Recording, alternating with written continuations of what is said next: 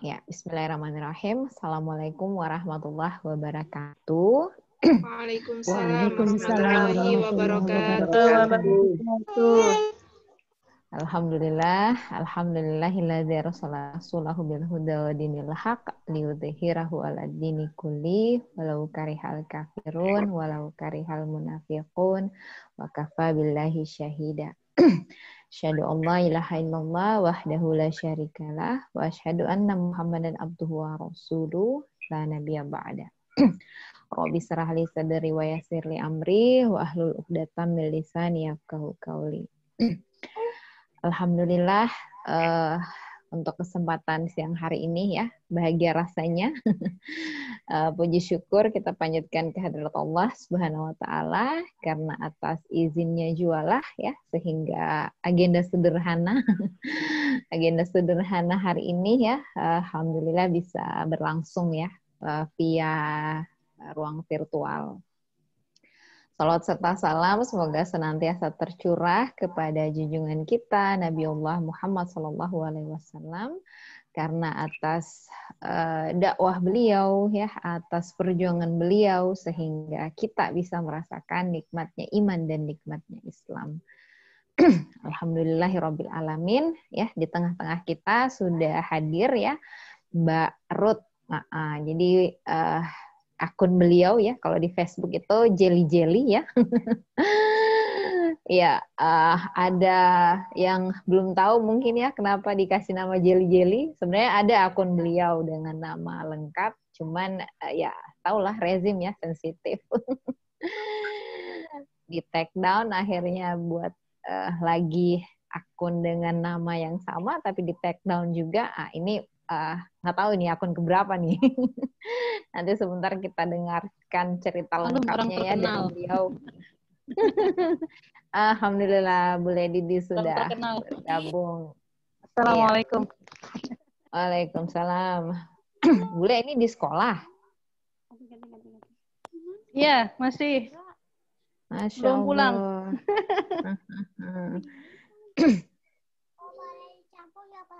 Iya, Masya Allah. Kita ada 29 orang ini ya, masih terus bertambah.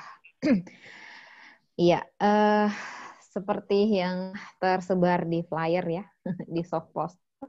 Kalau hari ini itu kita kedatangan tamu ya, seorang, saya sebutnya senior writer.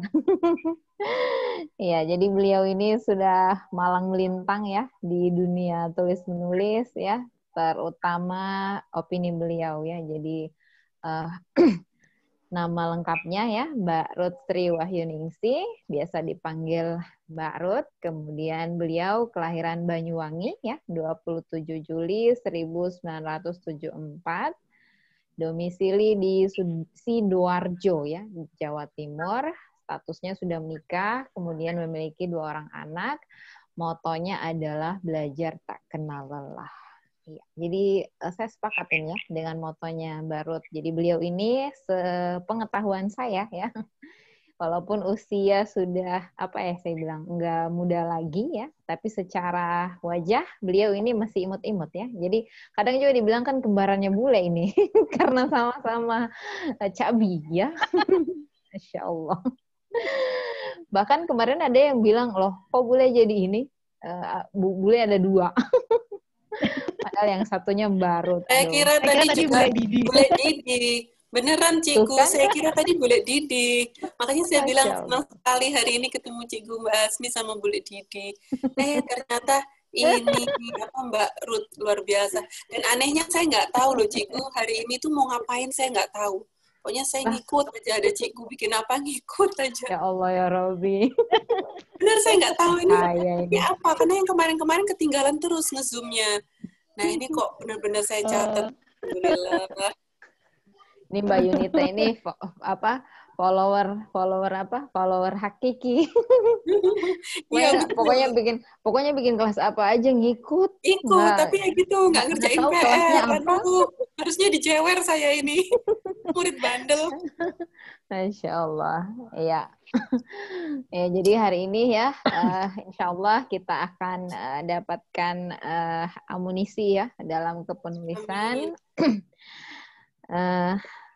Ini ruangannya terbatas ya buat 100 orang saja. Sekarang yang sudah masuk itu ada 32.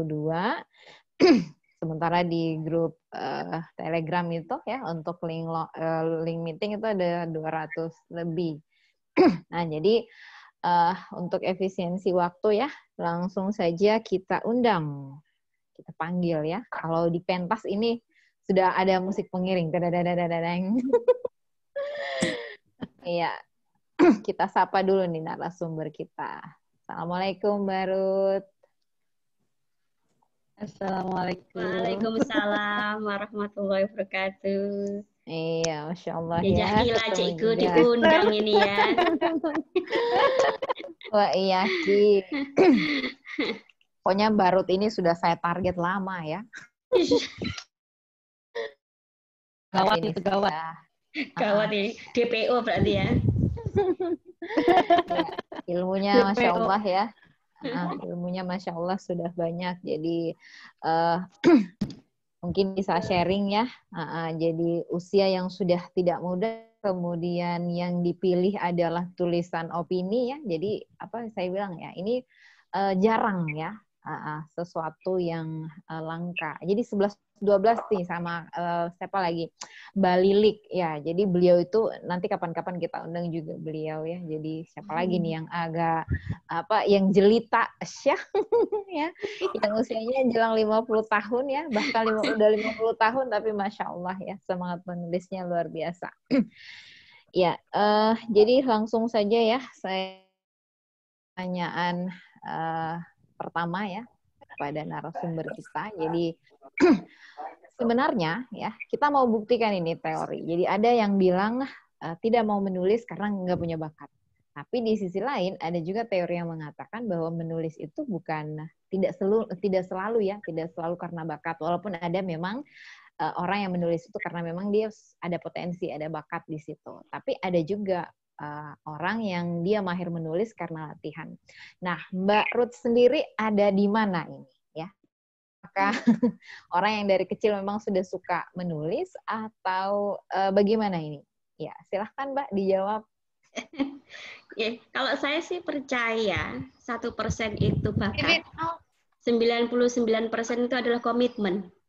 Itu yang saya percaya karena sepanjang saya mengenal tulis-menulis itu yang saya lakukan. Jadi saya berada di posisi ini bukan karena gift, bukan juga karena seseorang atau apa, tapi karena memang usaha terus-menerus belajar tanpa kenal lelah. Kalau dibilang suka menulis, ya relatif ya, karena kita juga dari belajar saja 9 tahun menulis ya. 9 tahun dari SD menulis gitu kan. Cuman kalau yang dimaksud dengan menulis secara terarah, punya tujuan, itu ya sejak saya ini dimasukkan atau dipaksa masuk ke tim media.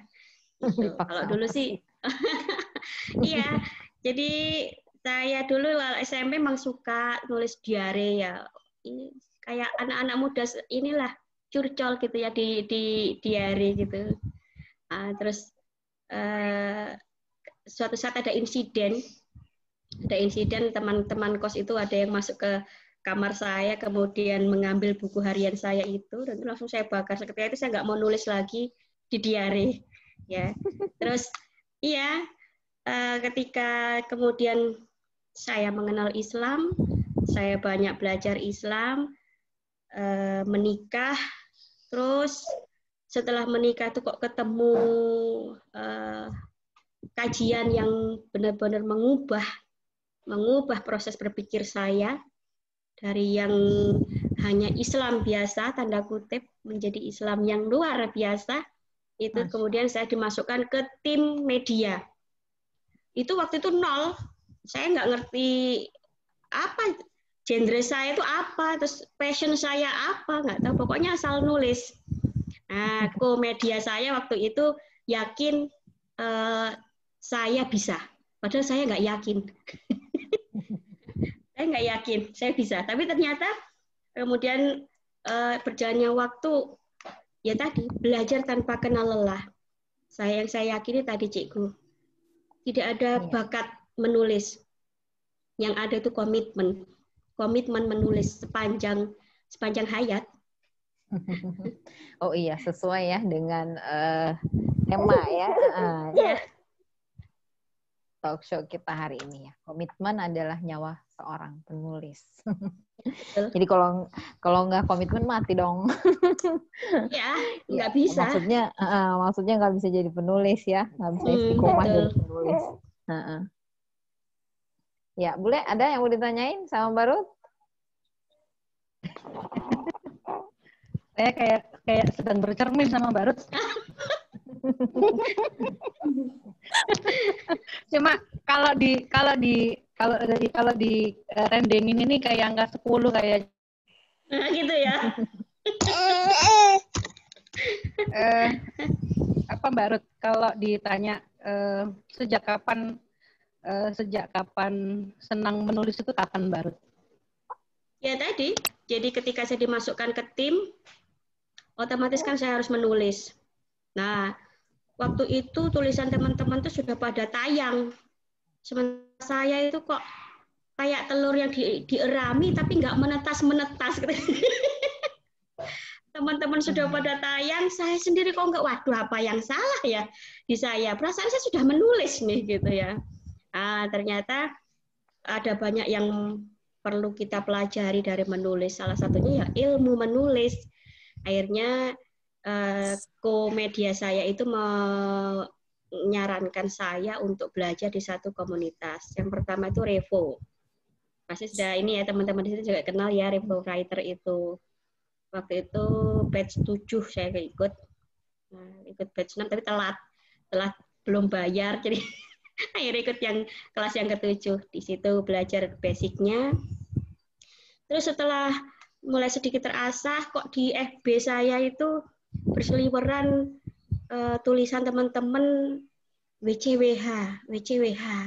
Apa sih ini? WCWH itu apa ya? Tanya ke teman-teman itu, ternyata satu komunitas lain lagi untuk belajar, saya coba juga. Nah, itu juga ini berkat kesabaran Cikgu ini. Saya termasuk murid yang agak lelet ya. Maklum Nelly. Tapi Cikgu sabar sekali memberikan rincian kalau misalnya saya nggak ngerti. Berarti beneran, iya. Nah, iya. Kenapa? Berarti beneran itu kita sama.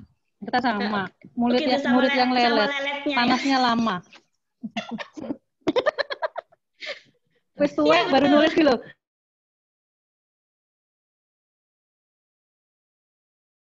Ya, kalau yang muda-muda itu langsung lari. Kita mah koyoan dulu, pakai minyak kayu putih dulu gitu. Yang penting sampai selamat. Iya, nah terus akhirnya kan setelah ikut WCWH itu Cikgu Hasni kan pernah bilang begini, kalau kita nulis selesai dari komunitas ini kemudian kita tidak ngapa-ngapain, ilmu itu kan nggak keluar ya, maksudnya ilmu itu nggak bermanfaat gitu lah. Itu terus mulai saya merasa saya kan sejak awal itu nyemplung ke apa istilahnya komunitas menulis kan karena pengen menulis. Kalau kemudian saya berhenti buat apa? Yeah. Akhirnya saya coba nulis ya, terus kayaknya kurang tantangan deh. Akhirnya saya buka blog, belajar blog ya. Alhamdulillah teman-teman itu pada kreatif semua ya, ada yang pinter blog, ada yang pinter desain. Nah, itu ikut semua pokoknya. Ini nenek-nenek ini jelita, emak jelita itu pokoknya ikut semua. Teman-temannya itu pada muda-muda, saya jelita sendiri, nggak peduli. Yang penting ilmu, akhirnya ilmu desain, ilmu video, ya editing video, semua saya ikuti. Sampai bikin blog, ya karena menantang diri sendiri. Bikin blog, bikin Kompasiana. Akhirnya mulai itu. Kemudian saya seperti, kalau nggak menulis sehari itu seperti belum makan. Iya. Gitu. Ini apa memetakan aktivitas menulis itu sebagai kebutuhan. Akhirnya ya, pas sudah terbiasa, pas dalam sehari tidak menulis itu kayak ada apa ya? Ya itu kayak nggak makan. Betul gitu. Jadi kayak gemes gitu ya kalau sebetulnya opini ini kan bisa saya olah ya. Kok saya nggak maju sih gitu. Nah itu ada penyesalan begitu itu gitu. Nggak saya eksekusi ya gitu. Nah, yang saya penasaran kan ini, kenapa tulisan opini Barut? Kan banyak tuh ya jenis tulisan yang lain. Apalagi kalau ini mohon maaf, maksudnya umur kan sudah nggak muda, kemudian agak loading kalau menangkap sesuatu. Tapi Barut ini tetap kekeh milih tulisan opini. Kenapa ini? Ada apa pertama jelas passion, Cikgu. Menulis itu bergantung pada passion. Nggak bisa kita itu memaksakan menulis harus puisi atau harus, nggak bisa. Karena menulis itu adalah upaya yang terus-menerus dilakukan, maka kemudian secara alamiah akan terarah gaya menulis kita itu pada apa. Nah, saya kemudian kok merasa cenderung saya itu pada opini. Menurut saya, opini itu adalah cara mudah mengeluarkan unek-unek. Kalau marah-marah mungkin kan ganti dimarahi orang ya, Cikgu ya. Kalau marah-marah kan ganti dimarahi orang, dibenci banyak orang, tapi opini elegan. Mencuatkan kemarahan, rasa tidak puas, rasa kita ingin orang yang tahu itu dengan cara elegan itu ya opini itu. Maka kemudian saya memilih itu. Iya, keren banget ya cara marah-marahnya. Iya, betul.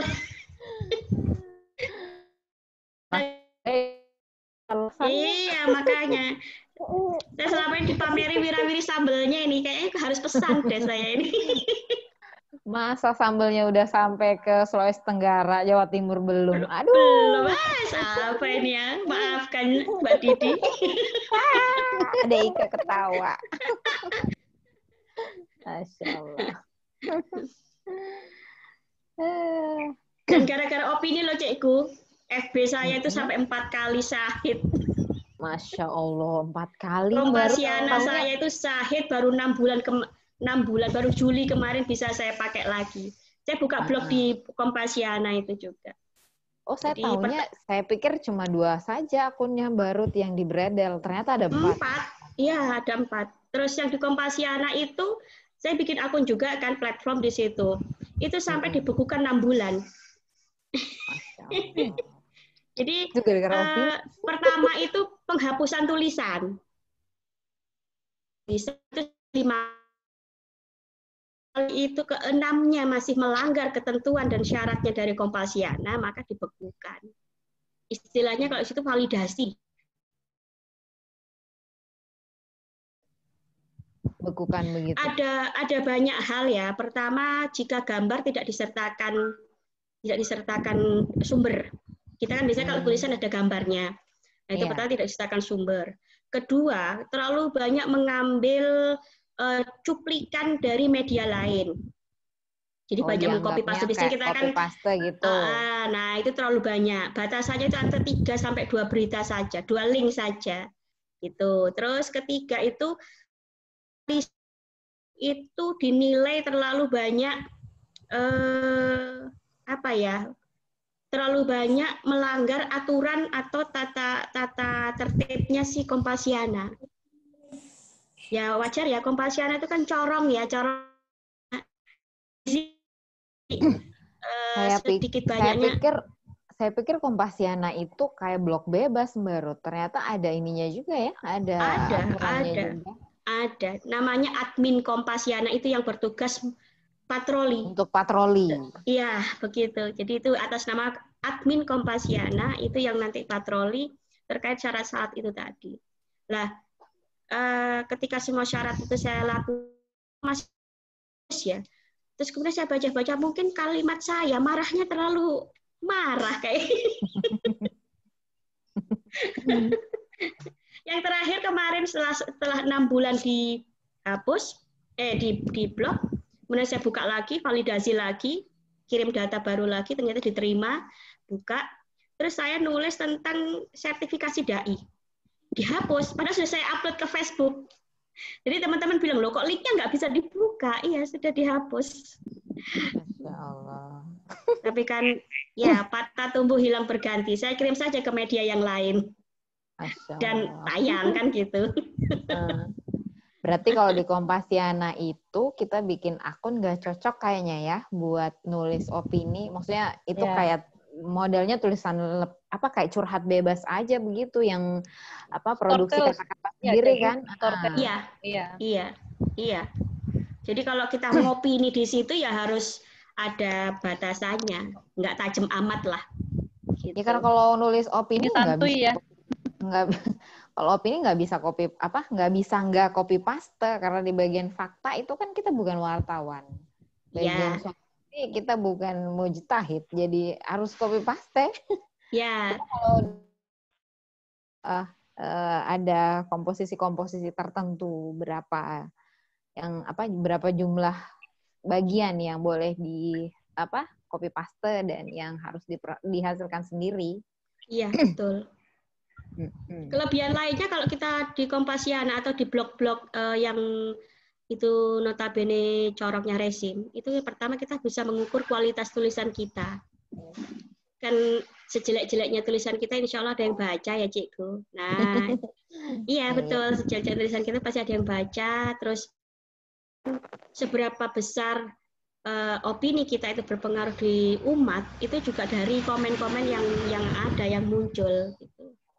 Jadi kalau di Kompasiana itu senengnya komen itu kan dari orang umum, Cikgu.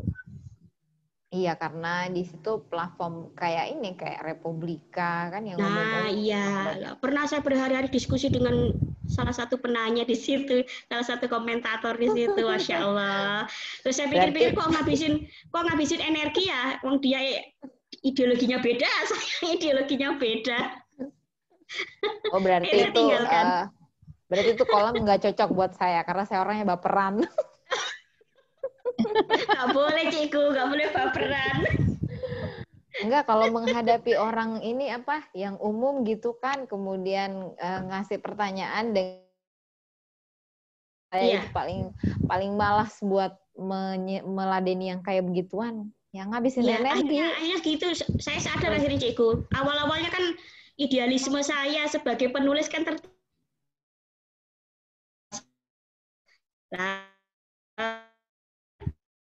kok kayak minyak sama mie air ya, gak ketemu-ketemu sudahlah. Biarkan saja mereka berkomentar. Yang penting saya nulis. Iya, sama kan kayak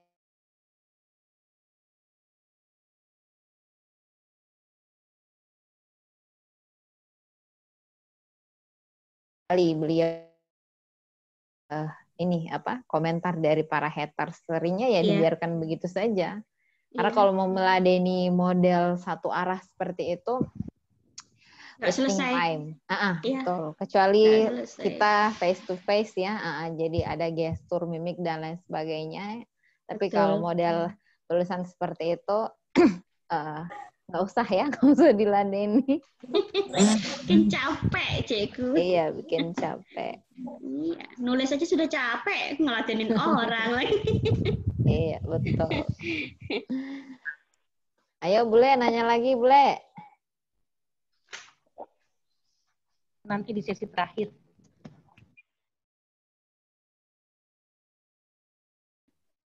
Akhir katanya, Bule. Gitu. Dari sekian banyak tulisannya Barut, saya udah nggak tahu nih mau kalkulasinya berapaan, pasti sudah banyak ini ya.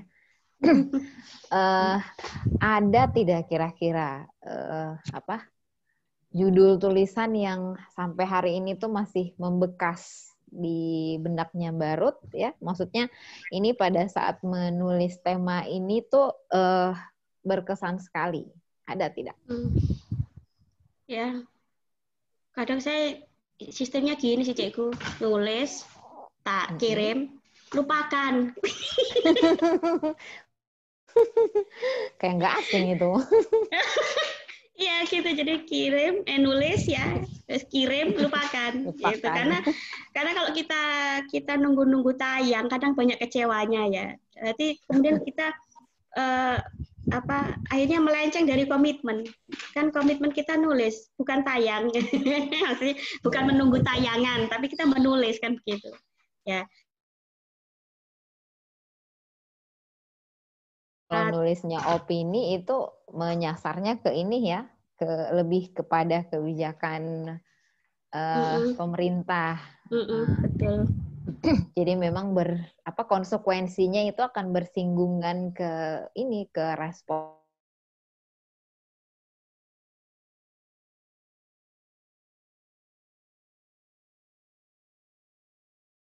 Kalau yang tulisan yang tadi ya Cikgu yang benar-benar berkesan itu ada kemarin itu saya mencoba kirim di Harian Aceh Indonesia. Waktu itu tentang Lati, lagu Lati loh, Cikgu, musik Lati itu.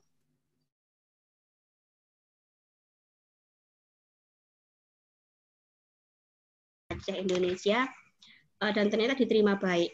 Diterima baik, terus saya di WA, saya dikirim email, terus kemudian meminta saya untuk mengupas masalah penghargaan yang diberikan World Bank kepada Indonesia terkait middle upper country ya. Jadi itu saya dikirim linknya. Si redaktur tuh ngomong gini ke saya, Mbak tolong ya, ini dikupas, diopinikan secara mendalam. Saya tunggu paling lambat besok pagi. Sudah harus bisa tayang. Wah, itu kan luar biasa ya. Masya Allah. Jadi langsung saya mengumpulkan bahan, kemudian mencoba untuk menganalisa sedalam mungkin. Nah, alhamdulillahnya beberapa hari sebelumnya saya ikut forum tokoh yang membahas tentang kesiapan Jawa Timur itu menghadapi pandemi. Ternyata bermanfaat sekali, Cikgu, bermanfaat sekali. Akhirnya sebagian itu menjadikan saya tambahan analisa. Saya masuk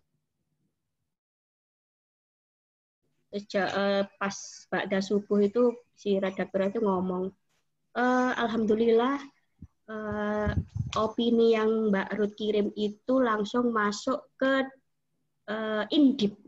Jadi di Harian Aceh itu ada berbagai rubrik. Opini itu juga macam-macam. Ada yang tren opini, ada yang indip. Kalau indip itu berarti bahasan analisa yang lebih dari tren, mendalam lagi. Nah, masuk situ. Jadi trending opini itu ya, jadi itu mungkin jalannya Allah untuk apa ya, memberikan semangat ke saya kan gitu ya. Terus akhirnya setelah itu saya diminta untuk menjadi kontributor tetap di situ. Bahkan diberi kesempatan mengelola salah satu kanal, yaitu kanal Islam di Harian Aceh Indonesia itu. Jadi alhamdulillah. Ya itu yang paling berkesan, karena kemudian katanya si redaktur ini, link saya itu dibagikan ke Departemen Keuangan ya. Departemen Keuangan yang berafiliasi dengan Harian Aceh. Sampai kemudian Pak Rizal Ramli itu kemudian pada hari yang sama mengirim tulisan juga untuk mengcounter opini yang muncul di saya itu. Jadi Masya Allah.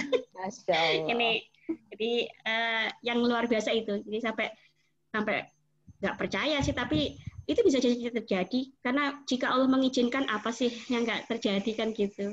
Iya, betul sekali. Iya. Masya Allah. Jadi, ya pengalamannya baru. Masya Allah. Ya kuncinya menulis memang gitu tadi, Cikgu, komitmen ya, sembari sandarkan kepada Allah. Kalau tanpa Allah mana mungkin kita bisa melakukan sesuatu yang baik kan begitu. Iya, betul sekali ya. Pokoknya harus komitmen. Betul. Apalagi pekerjaan ibu-ibu itu kan bukan cuma nulis aja ya, maksudnya ya, status betul. sebagai ibu rumah tangga, belum lagi yang bekerja kayak bule. Oh, dia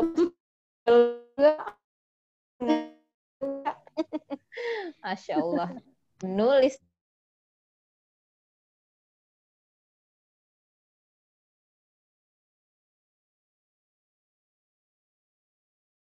Dia yang menulis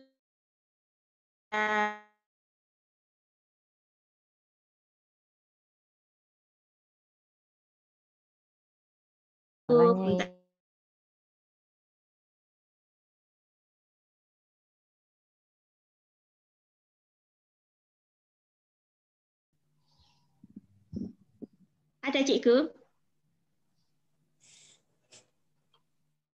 Suara saya nggak kedengaran Cikgu ya? Hasni, Mas Mbak. Ya. Sinyalnya kayaknya ya. Cikgu kayaknya terganggu. Nggih. Kalau suara baru jelas. Mbak Elis nih ya. Saya ambil alih dulu sementara. Oke. Mbak Ruth, ada perasaan ini saya dari tadi pas di counter sama Rizal Ramli, saya penasaran.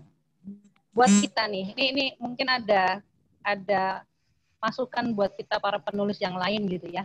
Buat para yang lain yang di sini mendengarkan ceritanya Mbak Ruth tadi sampai tulisannya di counter Rizal Ramli itu, apa sih yang harus disiapkan sama kita pada saat kita, kan gini loh, pada saat kita penulis opini berarti kan harus siap, baik itu data, baik itu validasi, baik itu fakta yang bukan hoax gitu ya. Nah, pada saat kemarin ceritanya di grup WCWH kan ada surat pembaca yang dikomentari oleh pembaca lainnya gitu ya. Dan saya juga sudah sampaikan kepada teman-teman semua bahwa di Kompas juga pada saat teman-teman menulis surat pembaca di Kompas harus siap. Harus siap apa? Harus siap dikomentari oleh pembaca setia Kompas. Karena masing-masing surat kabar biasanya ada pembaca setia. Jadi hampir kalau saya baca seperti saya itu pembaca tetap Kompas itu dari sejak saya sekolah, gitu kan. Tapi di situ selalu kita baca. Nah, sebelum kita melempar lebih jauh tulisan kita ke media yang tanda kutip yang harus kita miliki para penulis ini untuk kalau di counter tuh kan baperan nih, gitu ya. Nah, padahal kita nggak boleh baperan, gitu ya. Ya, nah mungkin ini ada resep buat kita semua. Kira-kira kalau ada tulisan kita terus kita disurati kembali, di email kembali oleh media tersebut bahwa ada komentar dari para pembaca, apa yang harus kita siapkan? Ya, jadi pertama yang harus selalu ada pada penulis itu adalah katakan yang benar, baik itu dari sisi data maupun dari sisi analisa. Ya, kuncinya adalah dengan banyak-banyak membaca, banyak-banyak berdiskusi dengan ahlinya. Ya, itu adalah senjata kita.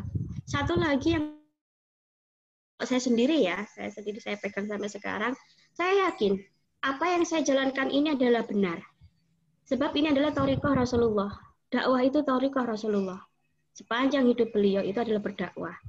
Ya, baik dengan perbuatan maupun dengan amal yang lainnya. Nah, hari ini kita dimudahkan oleh media sosial itu melancarkan pemikiran-pemikiran Islam. Mungkin kalau secara ilmu saya masih jauh ya, belum ahli banget karena saya juga banyak belajar. Tapi ternyata dengan menulis itu memaksa saya untuk belajar lebih banyak lagi tentang Islam. Dan tadi memegang keyakinan bahwa saya berada di thariqah yang benar.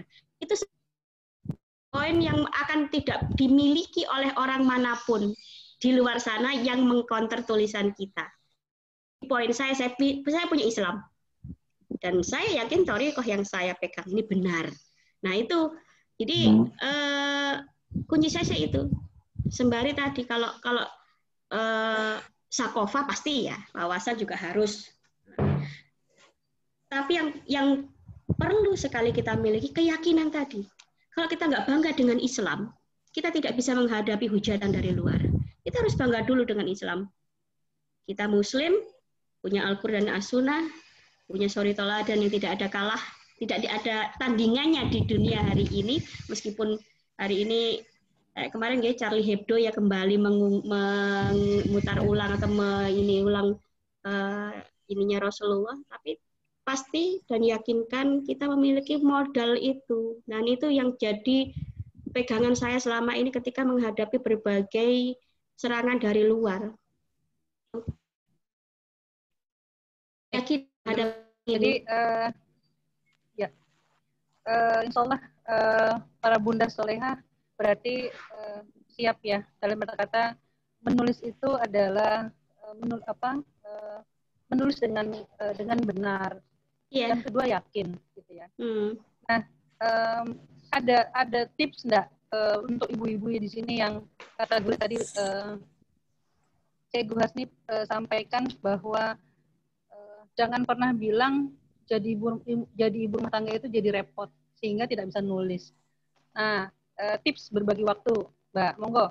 Mungkin setiap rumah tangga berbeda masalah, berbeda jenis tipe. Nah, tapi paling tidak secara umum bagaimana kita bisa tetap menelurkan karya tapi tidak melupakan tugas kita sebagai umuratul bait. Kalau saya kan saya jadi ibu rumah tangga juga, maksudnya jadi ibunya anak-anak, saya juga harus ada di sekolah, saya juga harus menulis, saya juga harus memikirkan usaha saya. Dari sisi pandang Mbak Ruth kayak piye gitu loh.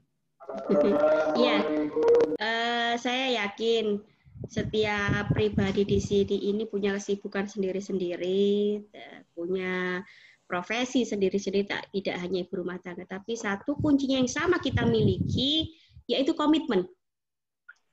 Pegang kencang itu komitmen. Kalau Rasulullah bilang, pegang tali agama ini meskipun dengan gigi gerahammu, ya. Kalau kita penulis itu komitmen, pegang kuat apapun keadaannya. Nah, yang pertama dilakukan untuk terus memegang komitmen itu adalah dengan misalnya menuliskan komitmen itu di mana yang kita bisa mudah melihat. Ingatkan selalu diri kita untuk misalnya karena kita tiap pagi misal masak, di depan kulkas atau di depan lemari atau dimanapun kita tulis bahwa saya akan menulis sehari misal selama 1 jam, atau misalnya saya akan menulis selama seminggu sekali atau apa, itu tergantung hal yang rutinitas Anda lakukan apa. Nah, menemukan waktu terkait dengan untuk mewujudkan komitmen itu juga kita yang bisa lihat. Jadi kalau sudah misal ditulis ya, maka tetapi komitmen itu jadi jangan coba-coba langgar. Sebagaimana kita membiasakan anak, membiasakan rutinitas kita itu berjalan. Nah, maka komitmen itu pun kita jalankan. Misal setiap pagi kita buat sarapan, maka komitmen itu juga setiap pagi atau setiap hari kita lakukan. Itu saja sih kuncinya. Ya kalau bukan itu apalagi. Karena kalau kita mau mengikuti hawa nafsu, ya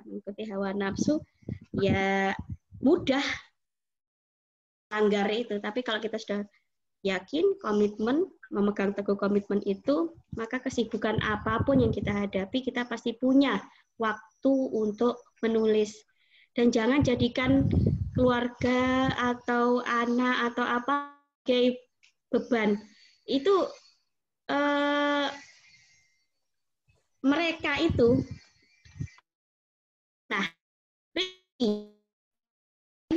bukan beban. Allah tidak pernah bilang anak kita itu beban bagimu, pekerjaan itu beban bagimu, tidak. Dia adalah amanah. Amanah itu rizki.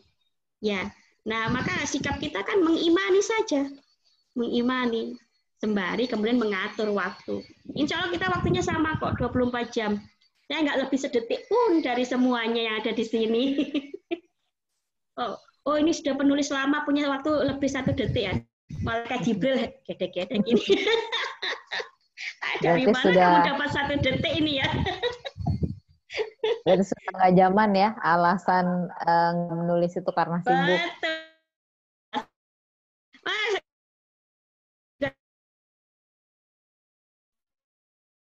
Betul. Nggak ada ide, nggak ada ini. Coba konsentrasi pada komitmen. Nanti lah tahu-tahu ada saja ketemu. Karena apa? Setiap kebaikan yang kita buka, maka Allah akan membukakan pintu-pintu kebaikan yang lain. Yakin itu? Pasti. Nggak ada ide.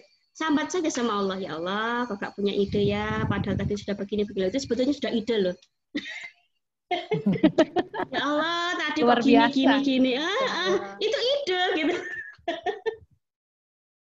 Juga saya sarankan ke penulis-penulis itu ya, kalau punya ide, kemudian dicatat langsung, dicatat baik di HP atau di catatan. Terus kalau misalnya tidak sempat dieksekusi, jangan pernah buang. Itu buah pikiran, dan orang lain itu tidak punya begitu itu. Buah pikiran itu sangat berharga. Satu saat jenuh bisa buka lagi, kita tambahi data, kita tambahi analisa, jadi deh tulisan kan gitu. Masya Allah. Ya, ya. Kalau boleh mungkin Cik Hasni sama Mbak Ruth, ini saya baru tahu, saya baru dapat bocoran dari seorang pimret media nasional yang sempat cerita sama saya bahwa sebenarnya itu dulu pertama kali tulisan saya itu tayang di media beliau, sebenarnya nggak layak tayang sebenarnya untuk kelas opini nggak layak tayang. Di saya tidak mau mematikan semangat menulis Anda, walaupun jauh dari kategori opini. Tapi buktinya apa? Buktinya kamu terus menulis dan kamu murid yang bisa ngikutin kemajuan, terus kamu mau belajar. Akhirnya saya melihat perkembangan menulis kamu jauh lebih bagus, sehingga benar yang namanya opini itu begini tulisannya. Jadi mungkin juga motivasi dan semangat dari teman-teman gitu ya. Berarti di keluarga besar ini, di WCWH Sport ini, salah satunya kalau saya nerimanya sekitar jam 3-an Cikgu.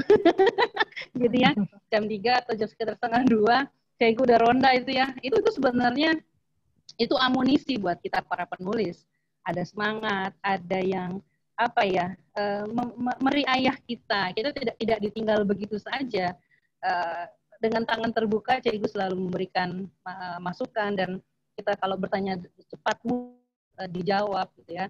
Selain itu juga, saya yakin tadi yang Mbak Ruth sampaikan tadi, menulis ini amanah, gitu ya. Berupa rezeki. Jadi kalau kita meyakini bahwa amanah itu berarti harus dikerjakan sesuai dengan kesanggupan. Bukan berarti saya pernah cerita lagi ngulek sambal saja di dapur itu dapat judul. Saya tulis dulu, buru-buru saya tulis sambil nunggu minyak di sambal itu keluar, saya nulis dulu. nulis kepala ide. Mas, nanti setelah jemput anak ketemu truk gitu ya, di depannya ada tulisan, langsung berhenti dulu, nulis di HP dulu. Tulisan yang di truk itu saya tulis dulu. Ya, itu rezekinya penulis ya. Jadi kalau dia dapat ide itu dapat ide harus langsung segera ditangkap. Untungnya handphonenya nggak masuk ke wajan. Masya Allah. Aduh, jangan. Segitu semangatnya sampai HP itu masuk ke wadah cucian piring gitu ya, pengen buru-buru nulis judul, nggak ada air itu ada di wastafel gitu ya. Masya Allah, itu tuh suka duka kita. Kalau Mbak Ruth tadi laptop bisa berhenti, kalau saya handphone saya tuh sampai masuk ke cucian piring. Masya Allah. Saya pernah amanah, juga gitu. Amanah berarti waktu jemput suami gitu. Suami saya minta pelan kan, di depan saya itu ternyata ada mobil box, tulisannya itu bagus gitu. Saya jangan ikuti dulu itu. Cuma untuk mau nulis itu kalimatnya itu. Iya. Kenapa ya? Nggak datang 2 kali Mbak Ruth ya? Nggak datang 2 kali ide yang begitu. Iya benar. Ide itu tidak pernah datang betul. Maka harus kita manfaatkan. Dan itu butuh pembiasaan itu. Butuh pembiasaan. Kalau menulis sudah jadi kebutuhan, implementasinya kayak begitu. Apa saja itu bisa jadi ide. Betul. Lagi motong-motong sayur kita terus begitu kan? Cikgu, kita buka sesi pertanyaan jam keberapa ini? Mungkin ada teman-teman yang mau bertanya sama Mbak Ruth. Kalau ada bertanya 37 orang yang mau bertanya di luar pertanyaan yang sudah saya dan Bule Didi lontarkan, silahkan kalau ada yang mau bertanya. Bisa raise hand, bisa langsung di unmute, monggo. Mumpung masih ada Mbak Ruth, Jangan salah nama ya, jangan salah orang ya. Saya mau tanya Bule Didi. Iya, Mbak. Monggo, Orangnya Mbak Yunita siapa ini? Iya. Oh iya, monggo Mbak Yunita. Kenalkan saya Yunita. Saya sudah ternyata. Oh, ternyata. Masya Allah. Kok saya nggak tahu ya? Ayo Mbak Ruth. Darja ini. Yes. Jawabin nanti ya. Atau apa nomor WA-nya sama di nomor tele itu ya, sama ya. Oh, sama ya. Iya. Berarti saya mau tanya, saya tuh tahu mana, tapi saya nggak punya blognya. Cuman kalau kadang searching gitu, misalnya cari apa pembelajaran ES kelas 4 kemarin saya tuh sempat gitu, muncul Kompasiana. Nah itu saya jadi tahu barusan disampaikan Bule apa Mbak Ruth ya bahwa Kompasiana.